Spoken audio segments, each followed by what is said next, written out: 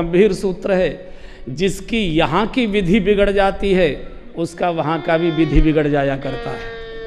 ये नियम है। जिसकी यहाँ की विधि बिगड़ी उसका वहाँ का भी विधि बिगड़ता है। विधि माने विधाता, विधि माने ब्रह्मा, विधि माने विधान, विधि माने विधि, तरीके, तौर, नियम।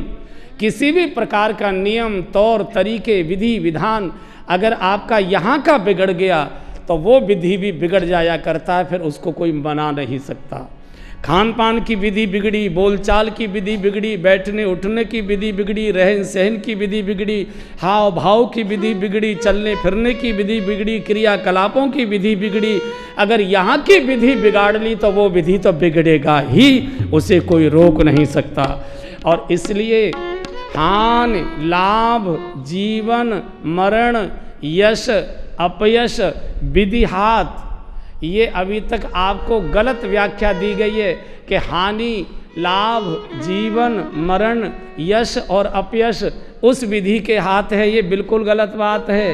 हानि, लाभ, जीवन, मरण, यश, अपयश, विधिहात। अगर ये विधि ठीक है तुम्हारे हाथ में तो हानि भी ठीक होगी, यश भी मिलेगा, मरण भी बचोगे, बहुत से संकटों से बच जाओगे। वो विधि नहीं है, वो तो चिट्ठी टाइप करके भेजता है। विधि तो यहाँ की ठीक करनी पड़ेगी। ये विधि के हाथ में है। यहाँ बिगाड़ लेते हो और दोष उसको देते हो कि विधि के हाथ में हमारे साथ ऐसा कर रहा है वो। हानि, लाभ, जीवन, मरण, यश, अपयश, विधिहात। और कह दिया जो विधि कुशल निवाहे काजू। वशिष्ठ जी भगवान के द्वार पर आए।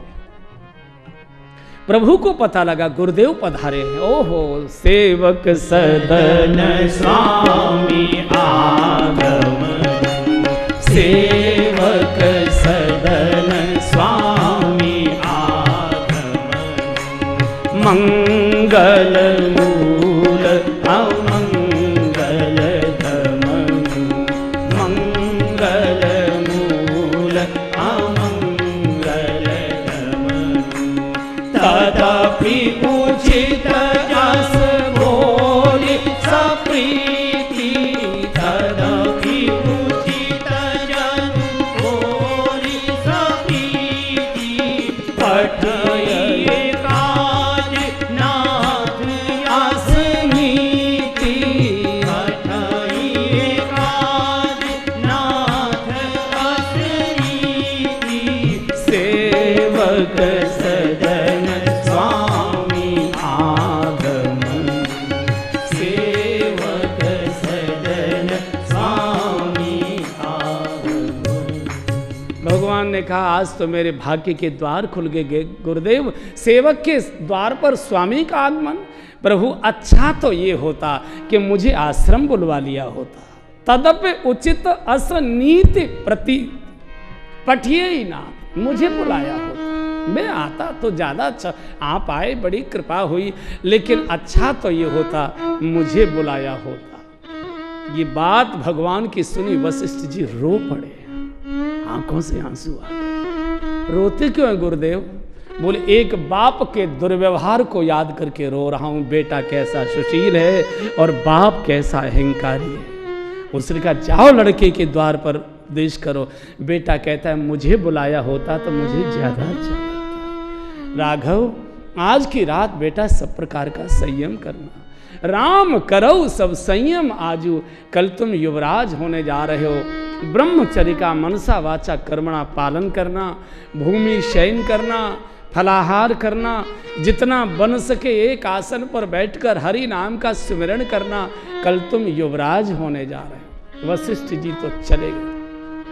राम राज संयम से आता है। संयम करो, राम करो सब संयम आजू। भगवान को जब रोते देखा जानकी जी ने पूछा प्रभु आप रो क्यों रहे? बोले एक ऐसी सूचना मिली है। क्या मिली? बोले रघुवंश की बाकी सब बातें बहुत अच्छी हैं, एक बात अच्छी नहीं लगी, बंधु बिहाय बड़ई अभिषेक। अरे मैं तो चाहता हूं कि मेरे भरत को राज्य मिले, मैं तो वैसे ही बड़ा हूं, मेरी तो वैसे ही घर में सबसे ज़्यादा इज्जत है। मेरा छोटा भैया बड़ा बनेगा, उसके बड़पन को देखूंगा तो मेरा हृदय भरेगा, कितनी खुशी होगी। ये राम राज्य के भवन की भूमिका है। छोटा बड़ा बने, छोटे भाई बड़े बने, छोटे खुशी हों, छोटों का विकास हो। इनको देखकर मैं बाप हूँ, बड़ा भाई इस देश में बाप माना गया है। और बाप अपने बच्चों को हंसता खेलता देखता तो बहुत छाती उसकी भर जाया करती है। ये भारत है, छोटे बड़े बने छोटे। और आज तो छोटे भाई से बंटवारे के लिए बड़ा भाई कोर्ट में जा रहा है।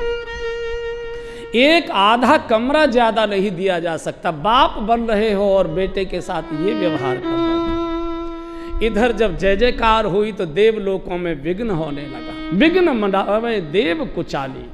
इन बड़े लोगों को किसी के बाजे अच्छे नहीं लगते। ये बड़े लोगों की कमजोरी होती है। अगर हमारे घर का नौकर दिवाली के दिन अपनी झोंपड़ी पर आपसे ज्यादा सुंदर आकर्षक लाइट लगा लेता है, अपने को कैसा लगता है? अपने को कैसा लगता है? अपना नौकर अब तक पैदल आता था लेकिन नया स्कूटर खरीद कर ले आया है, अपने को कैसा लगता है? तो बड़े लोगों की एक कमजोरी होती है। किसी को छोटों की खुशियां नहीं सुहाती। विघ्न की रचना होने लगी, बैठक होने लगी। सरस्वती को कहा देवी जल्दी विघ्न करो। सरस्वती ने माथा पीट लिया, तुमको शर्म नहीं आती? ऊंच निवास नीच कर तूती, ऊंच निवास नीच कर तूती, ऊंच निवास नीच कर तूती, ऊंच निवास नीच कर तूती, देखी न सकई पराई विभूति, देखी न सकई पराई विभूति। अरे तुम ऊंचे आवासों में निवास करते हो और इतनी नीच करतूत। चील और गीद आकाश में उड़ते हो, दृष्टि धरती के सड़े मांस के टुकड़े पर, ये तुम्हारी दुर्दशा। अरे रान देवी, उपदेश का समय नहीं है। अगर राज तिलक हो गया तो रावण की समस्या जैसी की तैसी रहेगी। प्रभु राज्य भोगने नहीं आए, प्रभु तो समाज का कल्याण करने आए हैं। अगर परमार्थ के लिए थोड़ा अपयश भी लेना पड़े तो देवी जाओ। कुछ परमार्थ का उपदेश, कुछ हरि की इच्छा, सरस्वती आ गई। और जैसे अयोध्या में आई है, पूरी अयोध्या में एक साथ अपशकुन हो गए। द्वार तिरछे होने लगे, दीपक बुझने लगे, लोग इतने आनंद में डूबे, अभी किसी को कुछ मालूम नहीं। अब ये सरस्वती ढूंढ रही है किसकी बुद्धि बिगाड़ो। तो सरस्वती ने सोच लिया जिसका जन्म अवध में हुआ हो, जिसने सरयू का जन्म से जलपान किया हो, उसकी तो बुद्धि नहीं बिगाड़ी जा सकती। कोई बाहर का प्राणी मिलना चाहिए। तो ढूंढते ढूंढते मिल गई। नाम मंथरा मंदमती। रामचरितमानस का सबसे ताकतवर प्राणी है मंथरा। रावण से भी ताकतवर प्राणी है मंथरा। मंथरा कुसंग है। ध्यान देना इस प्रसंग पर जरा गंभीरता से। थोड़ी देर हंसी मजाक के छोड़ दीजिए। ये नौकरानी है, ये कुबड़ी है, दासी है। सोचा जा सकता है ये दो कौड़ी की नौकरानी, ये कुबड़ी, ये लूली लंगड़ी, ये क्या बिगाड़ेगी? ये दो कौड़ी की नौकरानी ने इतने बड़े साम्राज्य का सत्यानाश कर दिया। महाराज जैसे इतने बड़े धर्मात्मा राजा को मरने के लिए विवश कर दिया। महारानियों को विधवा कर दिया। अयोध्या को अनाथ कर दिया। जय जयकार को हाहाकार में बदल दिया। और सत्यनारायण को राजभवन से निकालकर वनवास में भेज दिया। मंथरा को कोई राजमहल से निकाल नहीं पाया। और 14 वर्ष के वनवास के बाद फिर जब राज तिलक हो गया, इसके बाद भी मंथरा को फिर राजभवन में ही रहना पड़ा। कोई निकालने की हिम्मत नहीं कर सका। मंथरा ये कुसंग है बंधु और बहनों। कुसंग को कभी छोटा मत समझिए। रिपु रुज पावक पाप प्रभु अहि गनिये न छोटकर। छोटा मत समझो। ये दो कौड़ी की नौकरानी, इसकी हैसियत क्या है? ये क्या करेगी? ज्यादा नहीं लेते, केवल या तो होली दिवाली या कोई खास रिश्तेदार है तब एक आधा घूंट ले लेते, फिर नहीं लेते कभी। एक घूंट जिसने ले लिया, रंगीन बोतल जिसके फ्रिज में आ गई, न कोई साधु का आशीर्वाद निकलवा सकता है, न गुरु मंत्र निकलवा सकता है, न पत्नी के आंसू निकलवा सकते हैं, न तड़पते बच्चे निकलवा सकते हैं। फिर वो बोतल हाथ से केवल चिता ही हटवा सकती है और दूसरी किसी की ताकत ही नहीं है। एक बार अगर कुसंग की ओर पैर चला जाए, जीवन भर वापस नहीं हो सकता, नहीं हो सकता, नहीं। व्यापार हमारा ऐसा है कि अफसरों के साथ बैठना पड़ता है, इसलिए नहीं, गलत बात है। अफसरों पर मत डालो, तुम्हारे भीतर की आत्मा कमजोर है, तुम्हारे भीतर की आत्मा कमजोर है। और मेरी व्यासपीठ अनुभव से बोल रही है, अगर बड़े बड़े अफसर पीते हों और आप बड़े छोटे ठेकेदार कर्मचारी हों, अगर आप हाथ जोड़कर मना करेंगे नहीं पिएंगे, तो वो अफसर इतने ग्लानि में गलकर जाएंगे। उस समय तो जरूर रौब दिखाएंगे, लेकिन अपने कमरे में जाकर पत्नी को कहेंगे कि हम तो नरक में भोग रहे हैं, देवता तो वो है, देवता तो वो। इसलिए इस पर सावधान रहिए। एक बार कुसंग घर में प्रवेश कर गया, बड़े से बड़े परिवारों में कुसंग प्रवेश कर जाता है, पता नहीं लग पाता है। साधारण परिवार नहीं है ये रघुवंश का परिवार है। धर्म धुरंधर गुण निधि ज्ञानी महाराज दशरथ के मालिक है। ब्रह्म जिसके आंगन में बालक बनकर आया है, भक्ति जिसके घर की बहू बनी है, काल जिसके आंगन में बालक बनकर खेल रहा है, भरत जैसे परम संत इस घर के अंदर विराजमान है। इस घर में भी जब कुसंग आकर बैठ सकता है, तो हमारी और आपकी तो हैसियत क्या है। इसलिए मानस कह रहा है, भगवान राम कह रहे हैं, बरु भल बास नरक कर खाता, बरु भल बास नरक कर खाता, दुष्ट संग जनि दे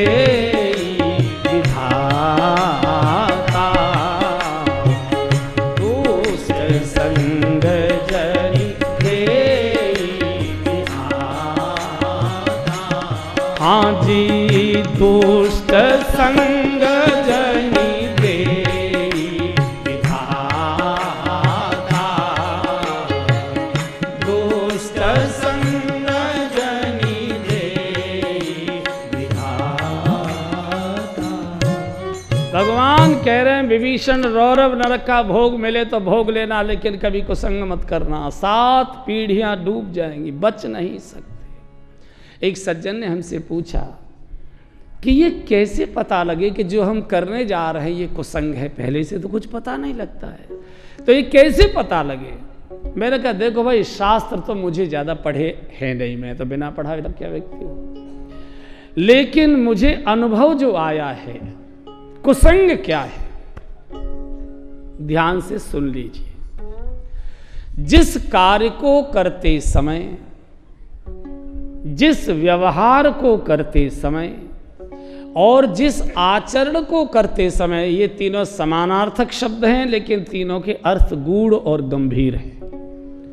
जिस कार्य को करते समय, जिस व्यवहार को करते समय और जिस आचरण को करते समय मन के किसी भी कोने में ये बात आने लग जाए कि कोई देखेगा तो क्या कहेगा, कोई सुनेगा तो क्या कहेगा, ये सब कुसंग है, पाप है, अपराध है, अकरणीय है, नहीं करना चाहिए। बड़े से बड़ा रिश्तेदार भी है, प्रणाम करो, पैर छू लो, वापस लौट जाओ, इसके आगे पैर नहीं बढ़ाएंगे, माता पिता की नाक कट जाएगी, कुल को कलंक लग जाएगा, जो है सो है। और कुसंगी कभी सुसंगी का बिगाड़ नहीं सकता है, कुछ नहीं कर सकता वो ग्लानि में भर कर जाए। इसलिए ऐसी अवस्था आती है जब कामुकता हिलोरे मारती है और मन चंचल हो जाता है, जब क्रोध भभकता है तो कुछ होठ फड़फड़ाने लगते हैं, जब पड़ोसी की बातें सुनकर हम भी सुन लेते हैं कि इतना ही पैसा लगाया था और इससे इस सीमा तक लाभ हो गया, कोई बात नहीं है, हर्षचंद का युग नहीं है, जमाने के अनुसार चलना चाहिए। जैसी चले बयार पीठ तैसी कर लीजिए, जैसा मौसम हो वैसे कपड़े पहनने चाहिए। कहाँ खिसकते रहोगे, दुनिया कहाँ से कहाँ पहुँच रही है और तुम वही मितकाल कर रहे हो।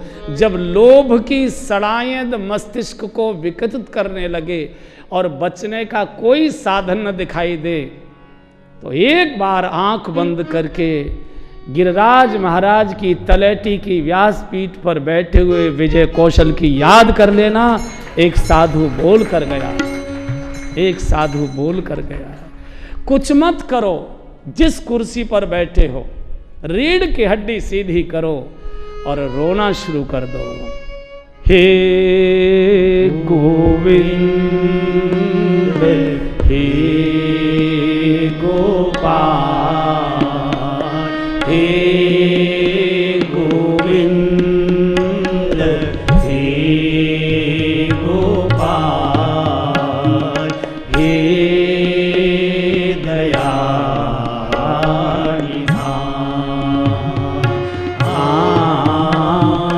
हे दयानिधान। सब गाइए। हे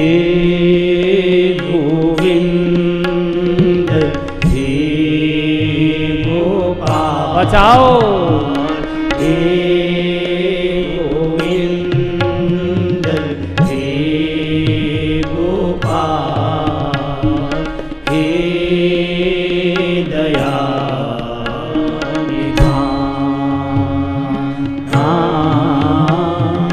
हे दयानिधान।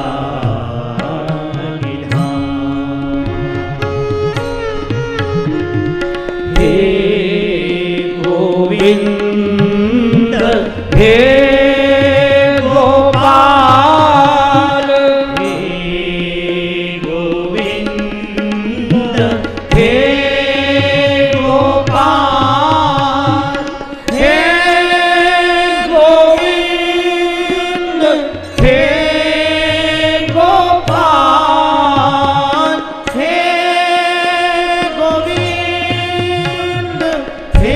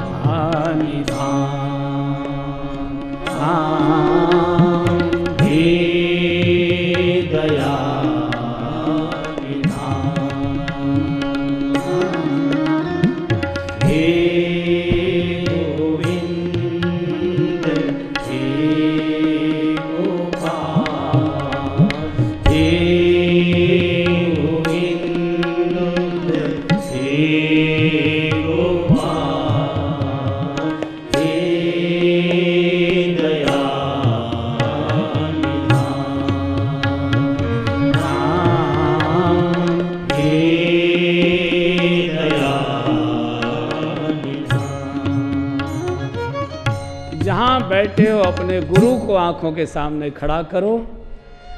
गुरु नहीं है तो कोई संत जिनके प्रति आपकी श्रद्धा हो आंखों के सामने खड़ा करो, प्रभु के नाम का सुमिरन करो और उनसे प्रार्थना करो। खड़े हो जाओ, टहलना प्रारंभ कर दो, वो चक्र आपका टूट जाएगा, बच जाओगे। और दूसरी इस दुनिया में कोई दवा बनी ही नहीं, बनी ही नहीं। काम क्रोध लोभ ये इंद्रियों में नहीं है, ये हमारे मन में है। लोग इंद्रियों को तासते हैं, कोई लोहे की लगोटी बांध रहा है, कोई जकड़न किए हुए है, कोई छल्ला लटकाए हुआ है, कोई जंजीर बांधे हुआ है। अरे भाई ये पागलपन की बातें मत करो। इंद्रियों में काम नहीं है, इंद्रियां तो काम को अभिव्यक्त करने का माध्यम है। काम तो हमारे मन में है। काम मन में आता है और मन से बुद्धि में आता है, और बुद्धि जब समर्पण कर देती है, समर्थन कर देती है, तो फिर गड्ढा दिखाई ही देने लगता है, फिर बच ही नहीं सकता। इसलिए जब काम आंखों में आए तुरंत आंख बंद करो और गुरु को आंखों के सामने खड़ा कर दो, हे गोविंद बच जाओगे। औषधि खाओगे तो बच जाओगे, नहीं तो प्रभु मालिक है उसका। कुसंग प्रवेश कर चुका है, मंथरा की बुद्धि बिगड़ गई। कैकेयी को जाकर फटकारती, अरे सोने खाने से फुर्सत नहीं, सत्यानाश हो गया अवध का। क्या हुआ? राम राजा होने जा रहे हैं और तुमको दासी बनने की आज्ञा होने जा रही है। पहले तो कैकेयी ने 2 झापड़ मारे। मंथरे खबरदार, एक शब्द आगे बोली। अरे मैंने क्या गलत कह दिया? मैं इतना ही तो कह रही हूं कौशल्या जी बहुत चतुर चालाक है और अपने बेटे को राजतिलक करा लिया। तुम बड़ी भोली भाली हो, किसी को ठगना हो यही शब्द बोलो, तुम बड़े भोले हो। तुम तो बहुत सीधे सर, समझ लो ठगेगा, ठगेगा, थोड़ी देर में अपना कोई ना कोई प्रस्ताव रख देगा। तो बोली तू कौशल्या मां को ये बोलती है? मैं गलत नहीं बोल रही, नहीं, खबरदार आगे एक शब्द बोली, नौकरानी की हैसियत में रहना। तो मंथरा ने कहा क्या आपके पास प्रमाण है कि वो कुटिल और चालाक नहीं हो सकती? बोला हाँ मेरे पास प्रमाण है। क्या प्रमाण है? सुन, कौशल्या मां जैसी सीधी सरल मां कोई दुनिया में दूसरी हो नहीं सकती।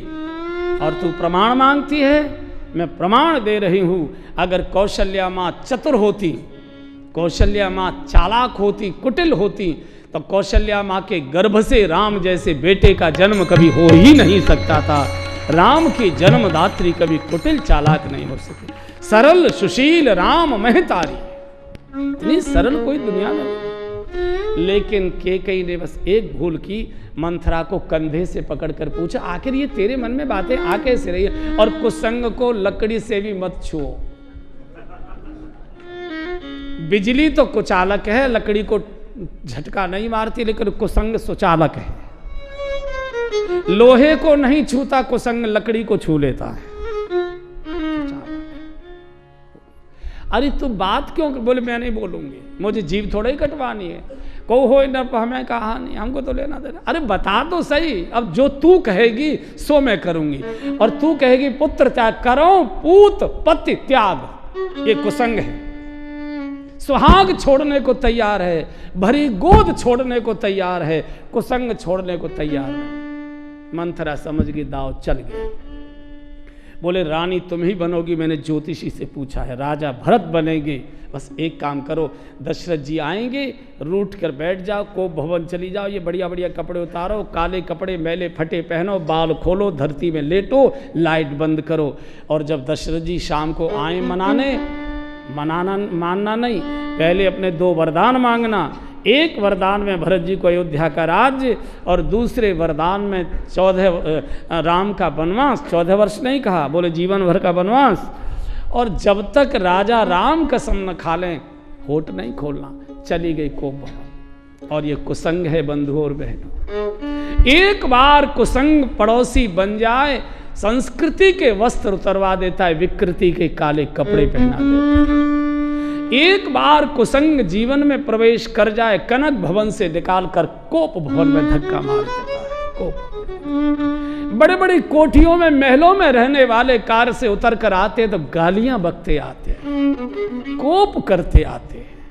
बहुत विचित्र है। जीवन के प्रकाश को बुझाकर अंधकार में धकेला देता है और जा घुसा। इधर दशरथ जी सीधे कैकेयी के भवन आते हैं। मेरी प्यारी रानी, आज मैं कहूंगा कि देखो तेरे मन का विषय पूरा हो रहा है। रानी कितनी गदगद हो गई होगी, लेकिन भोले राजा को नहीं मालूम कि बंटा ढार तो पहले ही हो चुका है। सांझ समय सानंद नृप और गए कैकेयी गे, गवन निठुरता जान दे हसने। ओहो, पूरा षड्यंत्र रच चुका है। मंथरा दरवाजे पर, राजा ने पूछा, देखो जाना चाहिए था राम के भवन में। अरे कोई भी व्यक्ति जरा सी साइकिल खरीद कर लाता है, हनुमान जी के मंदिर में लेकर जाता है, देवी के मंदिर में लेकर जाता है, प्रसाद चढ़ाता है। इतना बड़ा उत्सव कर रहे हो, राज तिलक का उत्सव होने जा रहा है, उत्तराधिकारी का चयन होने जा रहा है, पूरी अयोध्या जय जयकार में डूबी है, और तुम राम के भवन को छोड़कर काम के भवन में, कौशल्या जी के भवन में जाना चाहिए था, तुम केकई के भवन में आए हो, और यहाँ नहीं मरोगे तो और होगा क्या? मंथरा से पूछा रानी कहाँ है? बोले चले जाओ कोप भवन। अब जिसके जीवन के दरवाजे पर कुसंग बैठा हो वो तो कोप भवन का ही रास्ता बताएगा। और जैसे ही कोप भवन सुनी सकुचे उराऊ, कोप भवन सुनी सकुचे उराऊ, भयवश अगहुड़ परई न पाऊ, भयवश अगहुड़ परई न पाऊ, सुरपति बसह बाहुबल जाके, सुरपति बसह बाहुबल जाके, नरपति रहि सकल रुख ताके, नरपति रहि सकल रुख ताके, सो सुनी पियरी सी गयऊ सुखाई, सो सुनी पियरी सी गयऊ सुखाई, देखहु काम प्रताप बढ़ाई, देखहु काम प्रताप बढ़ाई। गोस्वामी जी चीख कर कहे अरे दुनिया के लोगों काम की महिमा तो देखो, आज राम का बाप सूख गया, कोप भवन सुन सकुचे उराओ।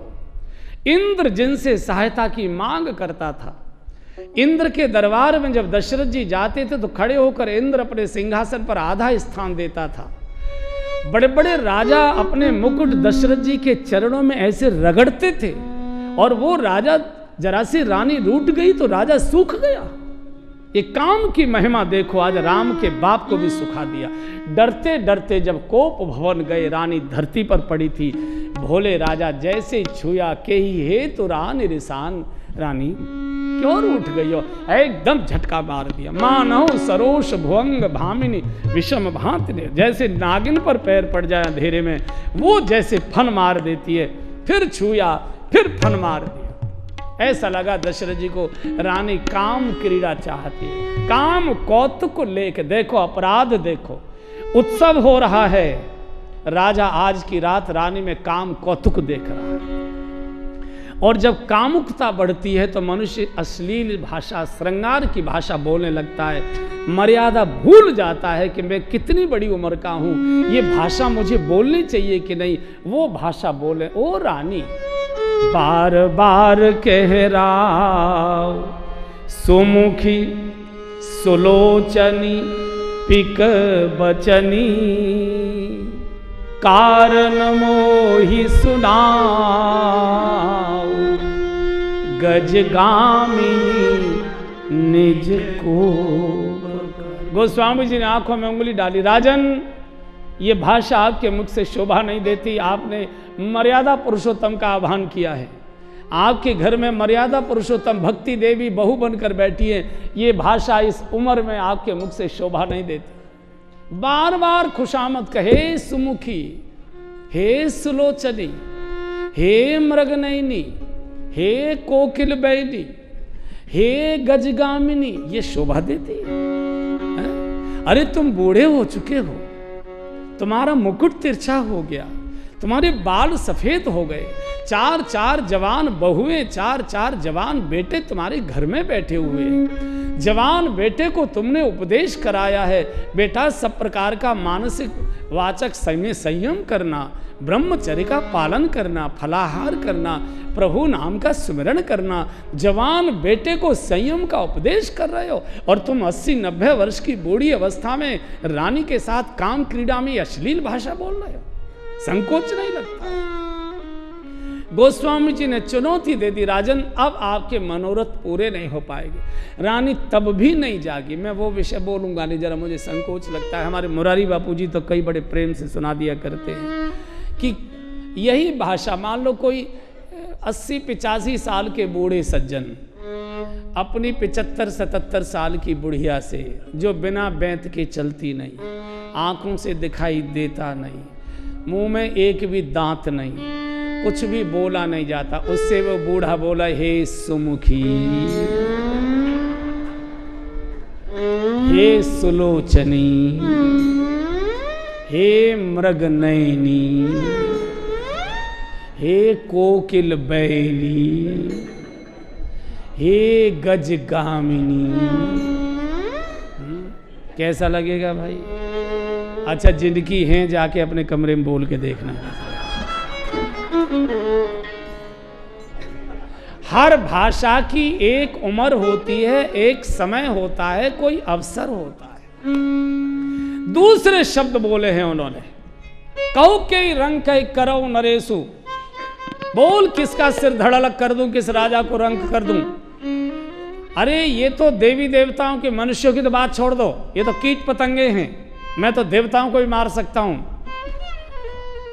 गोस्वामी जी ने कहा, राजन अमर्यादित भाषा मत बोल। जिस देश का राजा अपनी जनता को कीड़ा और मकोड़ा समझता हो, उस देश के राज्य में राम राज्य आ ही नहीं सकता है। जनता तो जनार्दन हुआ करती है, और तुम किस राजा को रंक करोगे और किस रंग को राजा करोगे? क्या तुम्हारी ताकत है जो सवेरे रात सभा में बोलकर आए हो, कल को उसी को पूरा करके दिखा दो, हम तुम्हारी ताकत मान जाएंगे। चुनौती देंगे, नहीं तुम्हारे विरोध पूरा हो सकते, क्योंकि 3 दुर्गुण तुम्हारे यहाँ एक साथ बैठे हैं। काम के प्रतीक दशरथ, क्रोध की प्रतीक कैकई, और लोभ की प्रतीक मंथरा। जहाँ काम, क्रोध और लोभ तीनों एक स्थान पर आकर बैठ गए हों, वह राम राज्य का निर्माण तो बहुत बड़ी बात है। वह राम ही रहना पसंद नहीं करते। राम दुर्गुणों में नहीं रहते, राम सद्गुणों में रहते। फिर हाथ लगाया, ओ भामिनी, ओ सुंदरी, भामिनी भय उतोर मन भावा। अरे तेरे मन की बात पूरी हुई है, नगर घर घर नगर आनंद बधावा। ये देखो, राम राजा होने जा रहे हैं, और लंबी लंबी सांसें लेने लगे। अच्छा, हाँ, मैं समझ गया। मुझसे पहले कोई लगता है तुमको सूचना दे गया, और रानियां ऐसे समय में कुछ रूठ मटक करती हैं लेने देने को। अगर तुमको कुछ चाहिए तो बोलो, आज हमसे ज्यादा कोई प्रसन्न नहीं। और जैसे ही कहा कि चाहिए, क्या चाहिए, तो रानी ने करवट बदला। रानी ने करवट बदला, बोले लेते देते तो कुछ हो नहीं, बात वैसे ही करते, कबहू न दे हो न ले, कुछ लिया दिया है, आज तक एक कील नहीं बनवाई, जो मायके से पहन कर आई हूं वो है, तुमने क्या दिया मेरे, देव न। तो दशरथ जी ने कहा कि ओ इतना बड़ा नाटक, अरे बोल क्या चाहिए। कैकेयी बैठ गई, बोले राजन, चना चवेना मांगने वाली नहीं हूं, जो मैं मांगूंगी सो दोगे, सच बोलो। और जैसे सच की चुनौती दी, दशरथ जी भी आवेश में आ गए। दशरथ का, रानी किन के सामने बैठी हो, किन से बात करती हो, तुमको मालूम नहीं हम कौन है? रघुकुल रीति सदा चली आई, रघुकुल रीति सदा चली आई, प्राण जाई वर बचन जाई, प्राण जाई वर बचन जाई, नहीं असत्य सम पातक कुंजा, नहीं असत्य सम पातक कुंजा, गिरि सम मोहिनी कोटिक गुंजा, गिरि सम मोहिनी कोटिक गुंजा, सत्य मूल सब सुकृत सुहा।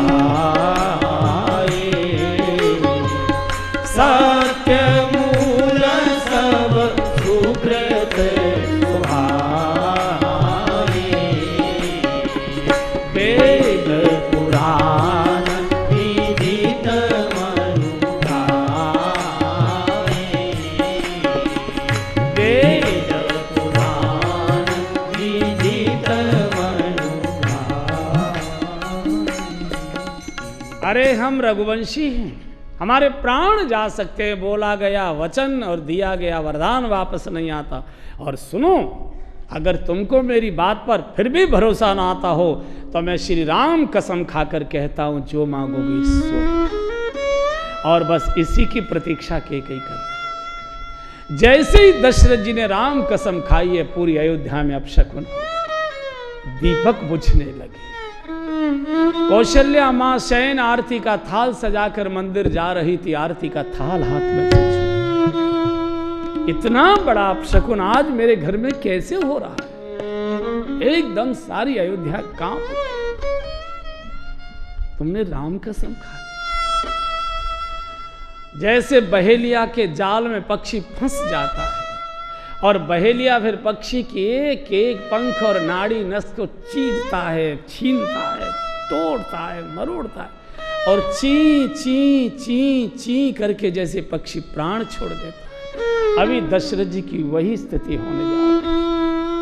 कैकेयी के वाग जाल में महाराज फंस गए और अब जो प्रहार करेगी और दशरथ जी चीखेंगे, प्राणों की भीख मांगेंगे। बड़ा करुणा का प्रसंग है, बड़ा करुणा। आभूषण धारण करने लगे। एक संत कहा करते हैं, इधर कैकेयी आभूषण धारण कर रही हैं और उधर जानकी जी के शरीर से आभूषण उतरते जा रहे हैं।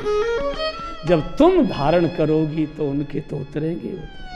और अब एकदम दशरथ जी के पास गले में हाथ डाल दिया, बहुत प्यार की। देखो, ठगाई प्यार से ही हुआ करती है। किसी को ठगना हो तो पहले प्रेम का व्यवहार बढ़ाइए, तब ठगिए। ऐसे हाथ डाल, और शब्द देखिए क्या बोलती है, सुनहु प्राण प्रिय भावत जी का, सुनहु प्राण, प्राण लेने वाली है और प्राण प्रिय बोल रही है। सुनहु प्राण प्रिय भावत जी का, सुनहु प्राण प्रिय भावत जी का, देहु एक वर भरत ही टीका, देहु एक वर भरत ही टीका। ऐसे गले में हाथ, एक हाथ से दशरथ जी ने कैकेयी का हाथ पकड़ा, बहुत प्यार की मुद्रा। बोलो बोलो देवी। राजा ने सोचा, ज्यादा हारूर मांगेगी, 2-4 साड़ी मांगेगी, और क्या मांगेगी? माताओं की 2 ही चीजें रहती है, या तो बढ़िया हीरे की जड़ी नथ ले आओ, या तो 2 साड़ी अच्छी सी ले आओ। और क्या चाहिए उनको तो मालूम नहीं था कि प्राण हरण करने का ये तो वरदान आ रहा है। एक वरदान मुझे, अयोध्या का राज्य मेरे भरत को। दशरथ जी की आंख बंद है, बोले चलो भरत और राम में तो कोई अंतर नहीं, अब दूसरा वरदान मांगो। लेकिन कैकेयी की भी छाती फटने लगे। राम जैसा बालक 14 साल को वन में जाएगा, ये माँ सहन नहीं कर पा रही, लेकिन भेजना है तो कहीं मैं ये बोल न पाऊं, तो पहले धैर्य धारण करने के लिए एक चौपाई बीच में बोली, मांगहूं दूसर वर कर जोरी, मांगहूं दूसर वर कर जोरी, पूरवनाथ मनोरथ मोरी, पूरवनाथ मनोरथ। क्या मांगना है? तापस वेश विशेष उदासी, तापस वेश विशेष उदासी, 14 बरस राम वनवासी, 14 बरस राम वनवासी। मेरा दूसरा वरदान, बोलो रानी। बोले राम का उदासी व्रत में तपस्वी वेश में 14 वर्ष का वनवास। राजा को चक्कर आंख बंद हो गई, छाती धड़धड़ाने लगी, चक्कर आ गया, क्या हो गया, मौन हो गए राजा। रानी ने हिलाया, सुना कि नहीं सुना? बोले रानी मैं सुन नहीं पाया, मेरा ध्यान दूसरी जगह चला गया था। सुन लिया है, सुन पूरा लिया है, लेकिन कहीं छाती फट न जाए, हृदय टुकड़े न हो जाए, इसलिए धैर्य धारण किया। दोबारा बोलो, मेरा ध्यान कहीं और जगह चला गया था। क्या बोला आपने? बोले पहला वरदान भरत को अयोध्या का राज्य, और दूसरा वरदान राम जी का 14 वर्ष का वनवास। इतना बोलना था। दशरथ जी की कोई संगमरमर की मूर्ति राजभवन में रख दी हो, ऐसे जड़वत हो गए। रानी का हाथ से हाथ छूट गया, आंखें बंद, लंबी लंबी श्वासें, चक्कर आने लगा, विचित्र अवस्था हो गई। रानी ने कंधा पकड़ कर हिलाया, राजन क्या बात है? मैंने कुछ गलत मांग लिया? क्या मैं आपकी रानी नहीं हूँ? आपकी पत्नी नहीं हूँ? क्या मैं विवाह कर नहीं आई? क्या मुझे मार्केट से बाजार से खरीद कर लाए थे? क्या भरत आपका बेटा नहीं है? मैंने राम के राज तिलक की सूचना लेकर आए थे तो आप नाच रहे थे, और मैंने भरत का राज्य मांग लिया तो आप ये दशा में आ गए। मुख से कह दो राजन, भरत मेरा बेटा नहीं है। एकदम दशरथ जी ने रानी के दोनों मुंह ऐसे हाथों से मुंह पकड़ लिया। नहीं रानी, ये पाप के शब्द बोलेगी तुझे अपराध लगेगा। भरत और राम बोले राम कठिन कार्य छाती, बोले राम कठिन कार्य छाती, वाणी सविनय तासु वाणी सविनय तासु सुहाती, मोरे भरत राम दुई आँखी, मोरे रानी मुझे अंधा मत करो, मेरी तो दोनों आंखें राम और भरत सत्य कहूं करी शंकर सांगी, सत्य कहूं करी शंकर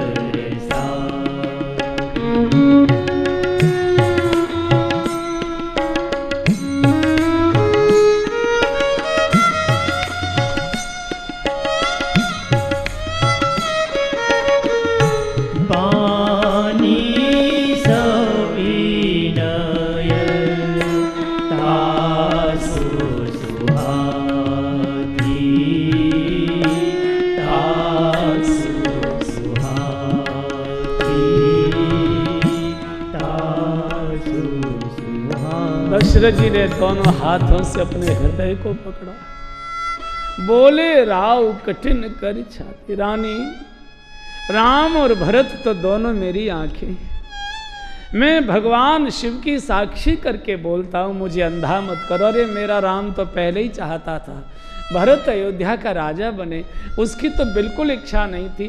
पहले वरदान में मुझे कोई आपत्ति नहीं, तो दूसरा वरदान क्या हंसी करती हो, क्या मजाक कर रही हो? तुमको मालूम नहीं है कि मेरे प्राण तो राम के साथ अटके हैं, राम के विरह में मेरे प्राण जाएंगे। और तुमको ये भी मालूम है कि विश्वामित्र जी जब मांग कर ले गए थे तो मैंने कैसे एक एक दिन अपने प्राणों को बचा कर रखा है। क्या मुझसे कोई इतना बड़ा अपराध हो गया है जो आज मुझे प्राण दंड दिया जा रहा है? क्या मुझे अब तुम जीवित रखना नहीं चाहती हो? क्या मेरे राम से कोई अपराध हो गया है? अरे बैरियो राम बड़ाई करें, मेरे तो जो जानी दुश्मन है वो भी मेरे बालक की प्रशंसा करते हैं। मेरा राम तो कभी अपराध करता नहीं। अगर मेरे भोले बालक से कोई भूल हो गई हो, माँ का अपराध कर दिया हो, बाप माफी मांगता है, मुझे क्षमा कर दो, ये तो मैं कभी स्वप्न में भी नहीं सोच सकता था। तेरे मुख से ये शब्द कैसे आ रहा है कि राम वन को चले जाए। एक दिन तुम कहा करती थी, हे विधाता, अगले जन्म में राम मेरे गर्भ में आना चाहिए, और आज मेरे राम को तू वन के अंदर भेज रही है। तेरे मुख से शब्द कैसे निकला है? रानी, मेरे बच्चे ने कोई अपराध किया हो, मेरे भोले बालक से कोई भूल हो गई हो, उसका बूढ़ा बाप तुमसे माफी मांगता है। और जैसे ही दशरथ जी ने कैकेयी के पैर पकड़ने की कोशिश की, कैकेयी ने इतनी जोर से धक्का मारा, दशरथ जी को खंबे में जाकर सिर लगा, रक्त के फुहारे फूट पड़े। आप क्या समझते थे चना चबेना मांग लेगी? नहीं देना था तो स्त्रियों का सा नाटक करने की जरूरत क्या थी? आप मना कर देते, मैं नहीं मांगती। अरे रानी, कैसी बात करती हो, कैसी बात करती हो? आज तुमको हो क्या गया? मेरी भोली भाली कैकेयी रानी कैसी दुलारी प्यारी सीधी सरल, आज उसके मुख से ऐसे कठोर शब्द कैसे आए? जिसके गर्भ से साधु पैदा हुआ है, संत का जिसके गर्भ से जन्म हुआ है, वो इतनी कठोर नहीं हो सकती विधाता। आज मेरे महल में ऐसा कौन आ गया जिसने मेरी रानी की बुद्धि बिगाड़ी है? कौन मेरे महल में प्रवेश कर गया? रानी, ये गरीब दशरथ तुमसे अपने प्राणों की भीख मांगता है। अरे तात के लिए गौ हत्या मत कर, मैं तेरी काली गाय हूँ, मुझे अपनी गाय समझकर मुझे मेरे प्राण भीख में दे दो। और जैसे ही दशरथ जी ने अपना उत्तरी उतार कर कैकेयी के कदमों में बिछाया है और सिर झुकाकर कहा, मुझे मेरे प्राण भीख में दे दो, मैं तेरी श्यामा गाय हूँ, अपनी काली गाय की हत्या मत करके गई अपने हाथ से। इतना कहना था, फिर धक्का मारा, दीवार में जाकर लगे हैं मूर्छित होकर के। कैकेयी ने चीख कर कह दिया, होत प्रात मन वेश धर, जो न राम बन जाए, मोर मरण राउर अजस, नृप समझे मन माय। आप कान खोल कर सुन लो, निर्णय अब आपका है। और जब दशरथ जी को ये निश्चित हो गया कि कैकेयी अपने वरदान पर अडिग है, टलेगी नहीं, उसी समय चीख पड़े, ओ बैरिन, ओ पाप